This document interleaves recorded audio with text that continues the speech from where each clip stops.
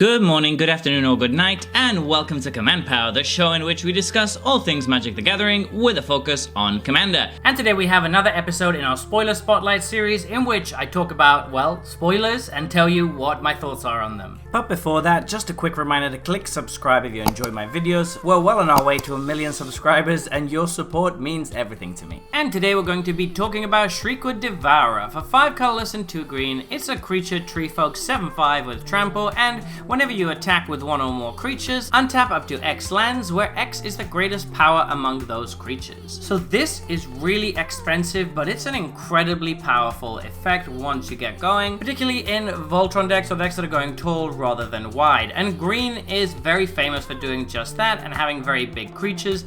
This can just provide so much mana in those kind of decks. It is a little bit win more because it does cost 7 mana to start off with, but if you have a decent board state, you're probably going to immediately recoup the mana unless they kill it immediately, and at that point it's already paid for itself, so really it's just gravy after that. A deck that immediately came to mind when I saw this card would be the original Omnath Locus of Mana. That card gets bigger based on how much mana you've got in your mana pool, and this just works so well with that. You can play this, tap all the remaining mana out to add stuff to your mana pool. Omnath's going to be huge, it's going to attack, and then you're going to untap probably all your lands, let's be honest, and then immediately get to tap them again to add more mana for Omnath. So you can actually double buff him with this, which is very nice, and at that point it's kind of doubling your mana. So you might think, why would I want to play this over a mana doubler? And that's a fair point. It is quite similar to a mana doubler in some ways.